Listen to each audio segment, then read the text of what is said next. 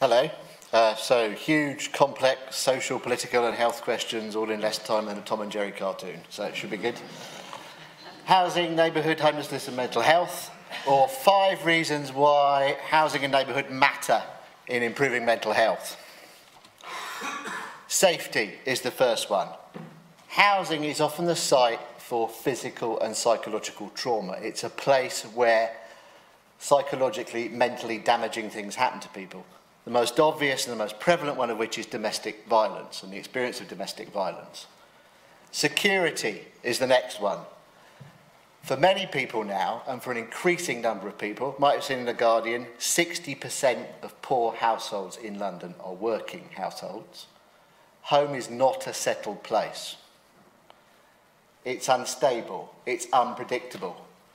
There is tenure insecurity. Last year, I worked on a project for the European Commission on eviction and homelessness in the European Union. Guess which one of the top 3 countries in terms of tenure insecurity was the UK? Number 1.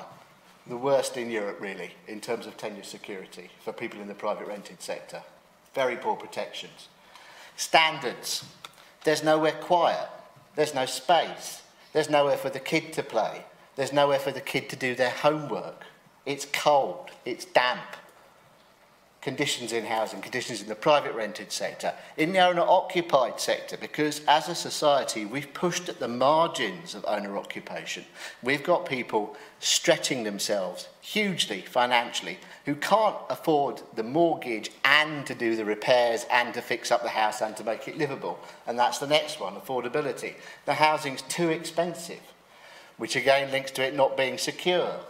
It eats away at income, and it eats away at income to such an extent that it eats away at quality of life. And finally, there's neighbourhood. Now, we all know about images of social housing estates, images of deindustrialised cities and towns in the north of England and in other places. Neighbourhood can be a toxic place. It can be a place characterised by high levels of crime. It can be a place characterised by nuisance, by abuse, and it may even be a determinant of life chances, and life chances are of course linked to what your mental health is like. So can your housing make you anxious, make you depressed, make you clinically depressed? Quite possibly, but in some ways what I've just talked about isn't the point. It isn't the main relationship between housing and mental health. The main point is that housing is the treatment site for mental health problems. It's also the site where prevention is delivered. So all of those problems, all of those issues in terms of how effectively you prevent mental health problems, how effectively you treat mental health problems, all come back to those issues with housing. Now, we've had interventions, the Short and Unhappy Life of the Supporting People programme under New Labour. We've attempted to provide supported housing models, to use floating support models, to use other interventions. We've never got it right, strategically, in terms of financing it, in terms of getting it to work. So the idea of some kind of model of housing plus has been there for decades. You don't just have ordinary housing, you have housing with support that can intervene and can help prevent mental health problems and can help deal with them. But in terms of what works, how well it works, we don't know.